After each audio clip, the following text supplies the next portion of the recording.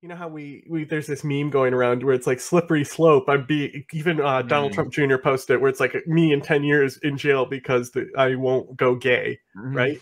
But that's like spitting on somebody like Alan Turing, who is like one of the most important people in our history. Yes.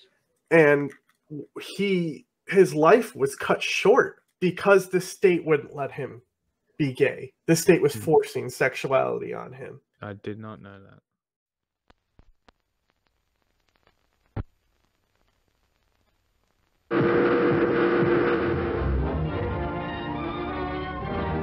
This is the U.S. intelligence agency, Mind Control.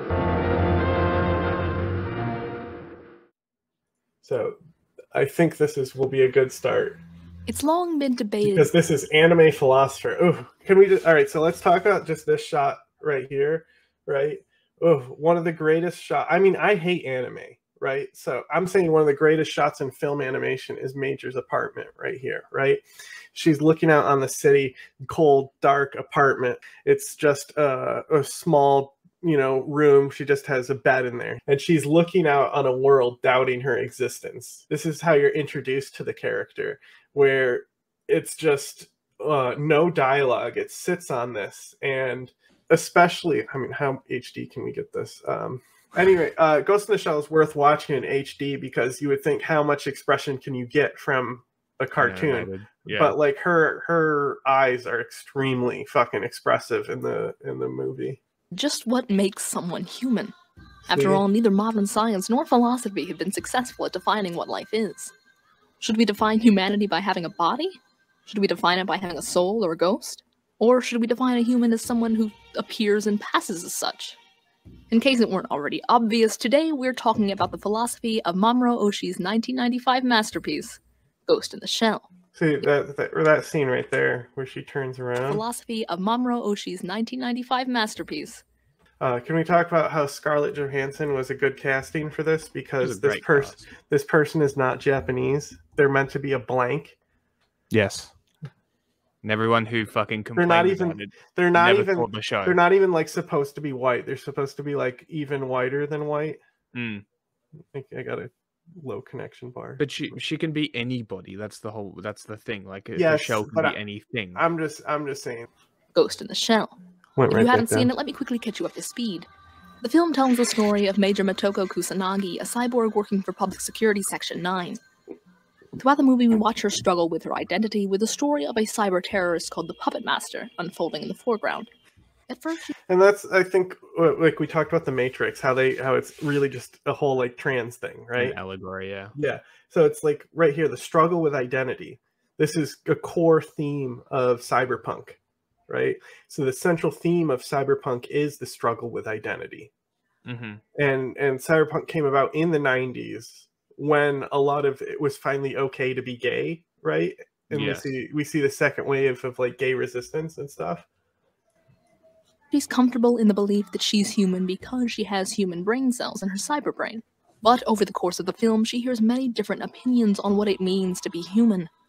To illustrate the first of these opinions, let's go back to the time of World War II. A man by the name of Alan Turing created a test commonly known as the... Well, you know how... I love the Turing test. The Turing test is one of my favorite things. You know how Turing died, right? I had no idea. AI? You know why he died? No. Because he was gay. Wait, what? He was a gay man.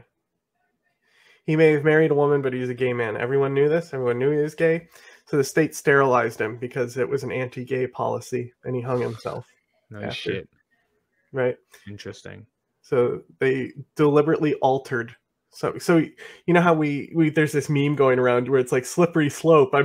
Even Donald Trump Jr. posted it where it's like me in 10 years in jail because I won't go gay, right? But that's like spitting on somebody like Alan Turing, who is like one of the most important people in our history. Yes.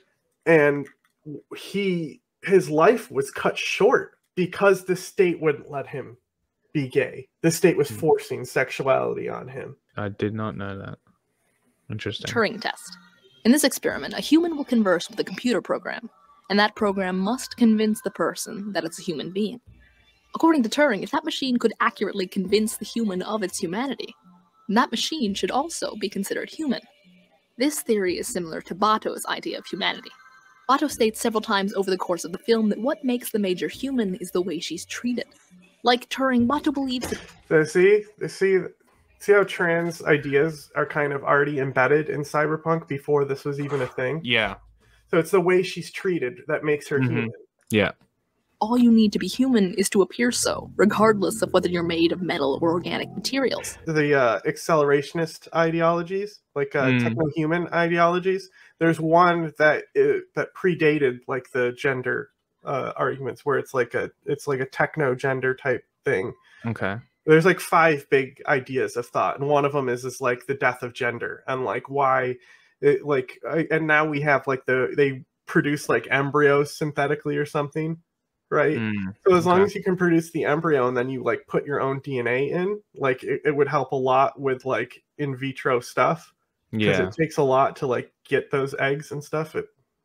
It might make stuff easier for people who have difficulty with pregnancy. I doubt we can lab grow like babies out of nothing.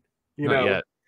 I think that could happen, yes. But that's the thing is then you ask the question again. A brave new world. Is that human? That's a homunculus. Well, that's an old idea. That's an old idea. It's an interesting question. Like it's pre-chemistry, of the creating a human out of like the elements of a human, and if it's human, right? That's the and so we know about like we know certain things with like nanomachines, right? That we've built where there's laws in certain things where like structural things, like things will make the structure. There's certain codes and laws in DNA.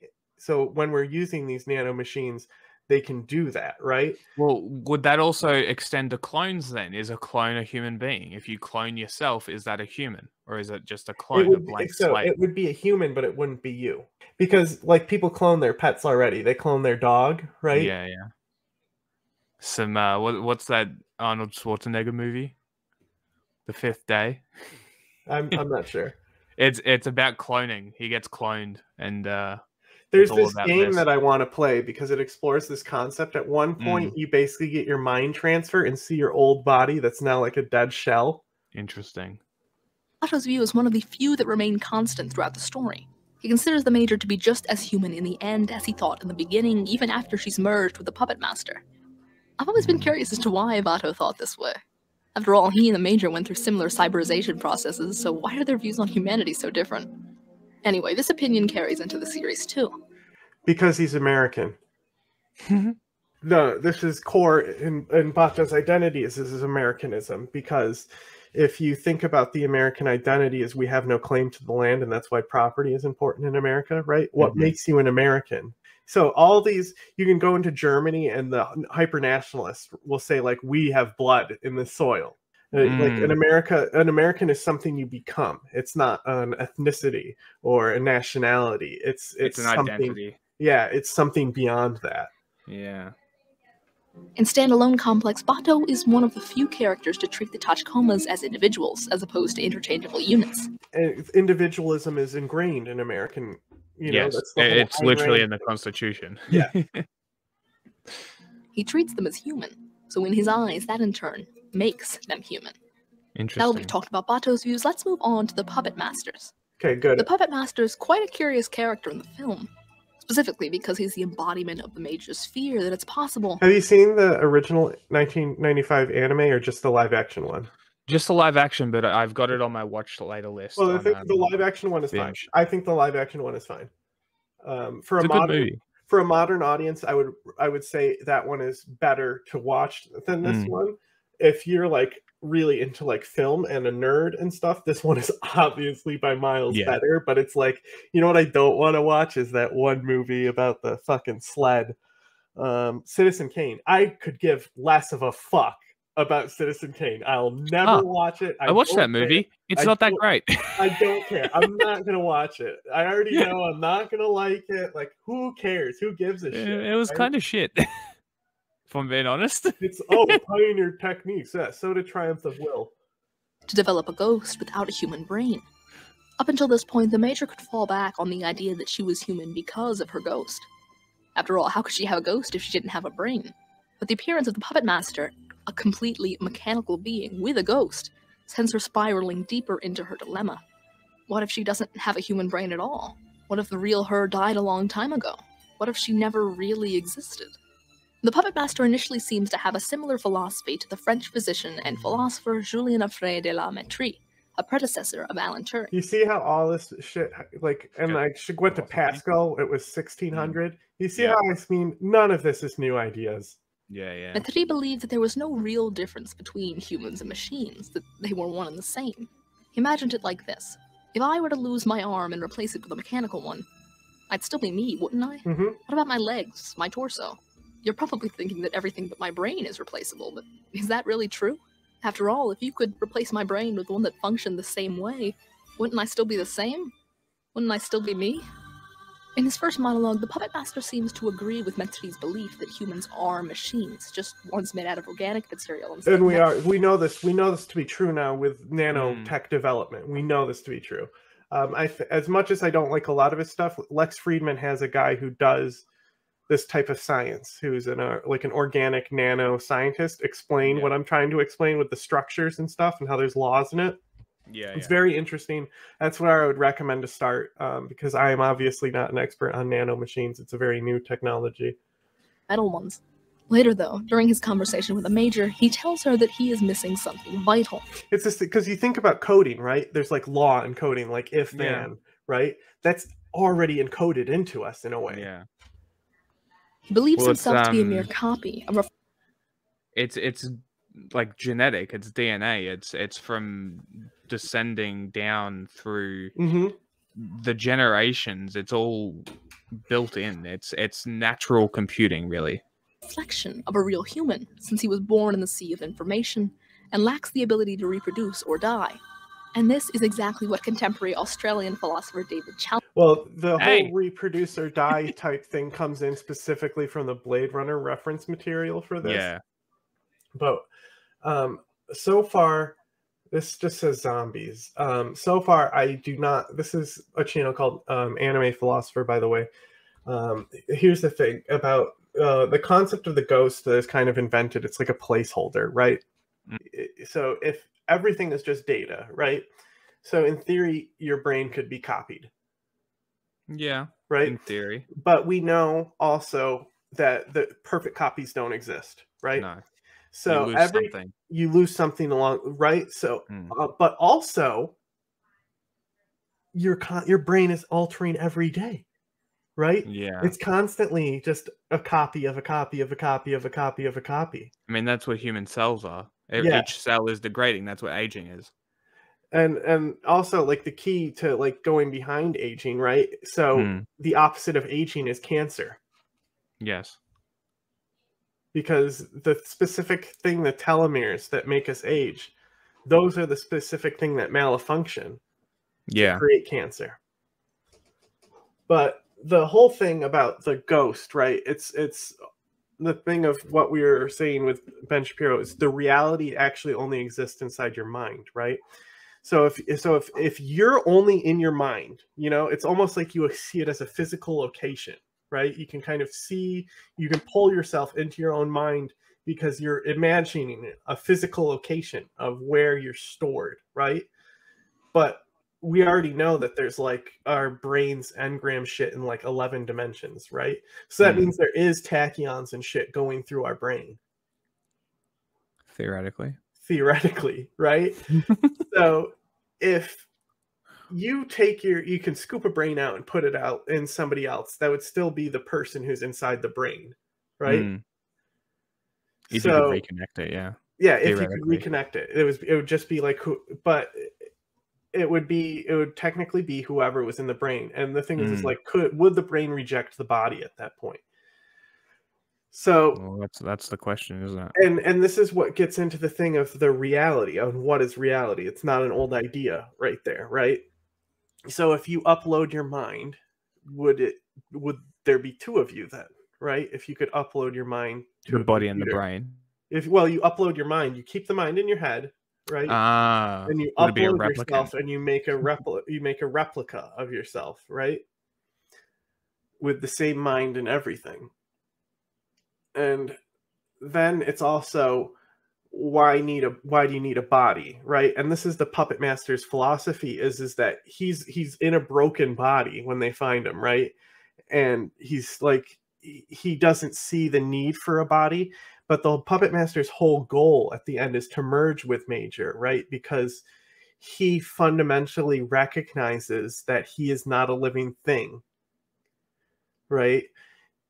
He may have generated a ghost, an identity that you could copy. You can put it in someone else, just like how, because that's what it is. It's basically, you can put brains in other people. That's what Ghost in the Shell is. You take people's brains, you put it in other people's brains, but it's a step further where it's not necessarily the brain. It can be a copy of the brain. That's it. Well, right? what was that Netflix show that kind of did the same thing? Travelers. Altered Carbon. Oh, have you seen Travelers? No. Travelers is a sick time traveler show, but only the first season. They basically they go back in time and they possess the person, right? Okay. So they project their mind back inside somebody else's mind. But what they do is they select it because they enslave somebody, right? So they selectively pick people who are going to die from suicide or something anyway, and intervene and take over their body to prevent the suicide. So the person would have died anyway, right? Yeah. But again, it's the first episode is kind of cool. It's a cool concept there, but that's about it. But yeah, Altered Carbon has a similar thing, except it's more like we're talking, where they upload your brain to what they call a stack, and you can put the stack into a new sleeve, is what they call it. Yeah. Right. Mm-hmm. And you can just restart your life from go, and you've got all your memories, everything straight there. And this comes from Buddhism as well, of the reincarnation concept. Yes. But the whole thing, so if you can take your brain and you can put it in something else, and I think on what's the movie that's about the Turing test, Ex Machina, right? Yes, great movie. The brain is wetware. It's not software, hardware, it's wetware. Also, Chappie is about this, right? Yeah. They use play to upload somebody's brain, right? Yeah. So if you can pull your brain and you can put it in whatever you can, and there's a C-Lab skit where you're a robot tiger body and stuff. So if that's what makes you human, no matter what she does, it's always her identity. It's your identity that makes you human. It's how she identifies, and that's why Bata sees her as a human. So then in theory, why wouldn't a machine who could also have its brain pulled and put into other things, if it's put into a human body, is that machine suddenly a human then? When does the machine become a human? It's not just passing the Turing test, you know? And at the end, so the Puppet Master's solution to actually becoming a human, which is what it seeks, is to merge with Major. And that's also one of the main theories that they say, is that AI is less likely to destroy and take us over as it is to merge with us. So this whole thing where it's almost an inevitability, where we'll be, like, our bodies will be just something that we used to have. So you're saying that Elon Musk was right? Well, it's a theory called quantum immortality. And yes, Elon Musk believes in this heavily. And that's why him and Grimes got along and shit, because they believe heavily in this type of shit. Is this going to happen tomorrow or anytime soon? Probably not. We also don't know if it's possible because of how the brain engrams. Like, how do we know? How do memories exist? It's not like the brain gets heavier from data. How does it exist? And it's not, and it's a false existence. It's a false memory, right? It's not a real stored memory. It's something that you bring up in the present. It's not the same way a machine's memory works. So there's so many questions on what is the difference between humans and machines. And it ultimately is the individuality. And this concept also scares the shit out of religious people as well. Huh? This concept also scares the shit out of, like, Abrahamic religious people too. Well, that's the thing, like, is I also see, so especially as with Buddhism, I see it as like, so Buddhism is this kind of thing where it's like you reincarnate and then eventually like you can achieve a nirvana, right? Yeah. So it's like I see is that these things like heavens and gods are definitely things that can be creatable. Chalmers believes. Chalmers frequently uses the analogy of zombies to explain this view. Not Hollywood zombies, the kind that eat human flesh, but philosophical zombies. Zombies physiologically indistinguishable from normal people. Though they may seem like humans and are capable of convincing others of their humanity, Chalmers believes that that doesn't matter, since zombies are lacking something. In Chalmers' case, lacking consciousness. and in the Puppet Master's case, lacking death. You should really check out David Chalmers' TED Talk on the matter, it's pretty awesome. So what does this all mean for our protagonist? How are the Major's views on humanity changed? The Major starts the film with a rather clear-cut philosophy. As we mentioned before, she believes that she is human because of her ghost, that ghost being a byproduct of the human brain cells in her cyberbrain. And this belief is known as monism. Monists, like Spinoza and Leibniz, believe that the mind, or ghost, and the physical brain are one and the same. The Major believes she is human because she possesses this, and when she begins to doubt her own humanity, she can fall back on her monist views as a crutch, and her monist views are questioned a lot during the movie. During the diving scene, she and Bato were conversing when suddenly she speaks without any knowledge or control over it, since the voice came from outside of her. Does that mean her ghost was speaking? Is this part of the Major separate? Her monist views are completely blown out of the water, though, after her first encounter with a Puppet Master. As we mentioned above, the Puppet Master is the embodiment of her worst fear. Being able to develop a ghost without a human brain, the Puppet Master is symbolic of what the Major fears she is. Whereas before, she didn't think someone could have a mind or ghost outside of the brain. The Puppet Master shows it's possible, introducing the concept of dualism. Plato was the first philosopher to propose dualism, the theory that the mind or self resides separately from the physical brain, and since then many other philosophers have followed his lead. Aristotle furthered this theory by proposing a hierarchical arrangement based off of the functions of living things. And that's the thing, is like, technically it does, but also does it? Because until we can separate a consciousness from a physical mind, it doesn't exist. It's all just a theory, yeah. Yeah. You know, it's just like being brain dead, you know? You know, your body you can have a functioning body, but without the brain, there's nothing there. And that also brings dead. Yeah, that brings the ethics of euthanasia as well, which I support, right? If someone wants to kill themselves, fucking go ahead, right? But if someone is brain dead, they're dead. I would rather, these people are turning to euthanasia because the government doesn't have like structures for them. Sure, that's beyond my point. But I see it, as far as euthanasia, I see it acceptable in scenarios where it's somebody where it's like they have a really low chance of surviving cancer and they just rather not. That's something I see as being okay. Yeah. But like suicide booths. Yeah, I'm not a fan of that concept. But yeah, like euthanasia is super interesting, especially when it's like keeping someone alive on life support when they're brain dead. Nah. No. That's ethically wrong. And there's like that Terry Schiavo case, you know. And I'm not sure if I've told you this, but also Death Stranding. This is a main theme of Death Stranding. But when my mom was pregnant with me, there was a still mother there. So it was a mother who was brain dead and was still with a child. Okay. In the ICU. So my mom wasn't allowed to interact with her or anything like that because of conflict of interest, because my mom was pregnant at the time. But this person who was delivered, they have around the same birthday, you know, but they were delivered from a dead person. That's odd. Isn't that wild? That's pretty fucking wild. But also, this is why also think about it as a trans person, right? What is in their mind, it's not what they say in the mirror. Yeah, it's so not everyone has that though. Not, I guess. I don't know. The dysphoria. Yeah, because I know that it's debated. Yeah. And you know, I can't tell somebody how they feel. You know, they feel a different way. But also coming from like body modification, this is already kind of part of body modification, is these ideas, right? And also the ideas of being able to enhance all what you already biologically have. And that's really when you get into the cyberpunk ideas of being you evolve through technology, and it makes certain things like gender and things like that obsolete. But as far as, I mean, you understand it now, the modern definition of biology and why biological female is not a real word. And I mean, it's same like with sexuality, like the Kinsey scale, right? Do you know what that is?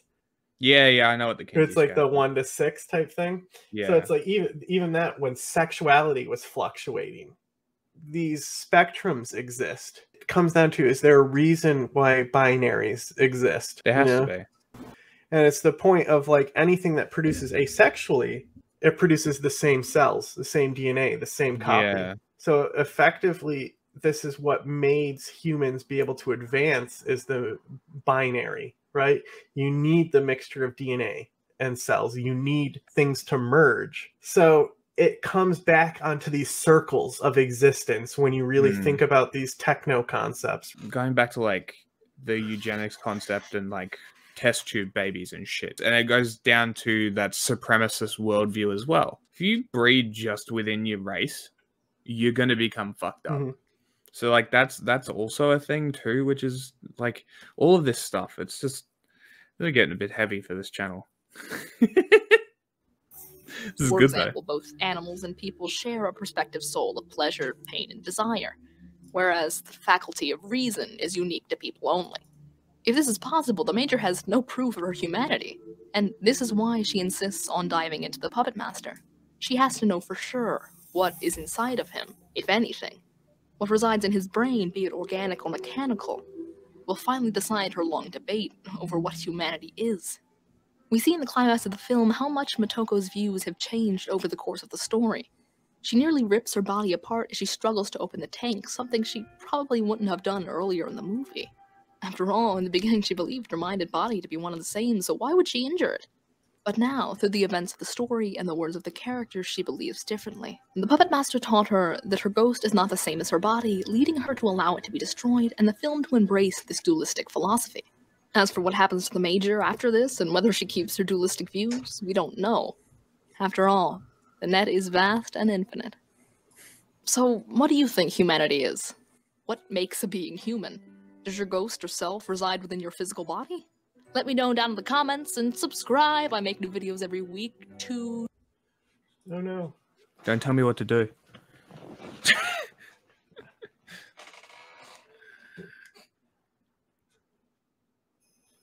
So is that a yes or a no? We'll go yes for that one. I just wanted to give a thumbs up because I think that was a 7-minute video, by the way. That we just watched. And how long? That was about 20 minutes of explanation there. Yeah. But like, did you see? How about you've only seen the live action one, right? Yeah, but I've been meaning to watch the animated one. Because it did pop up on my HBO, so I'm gonna watch it.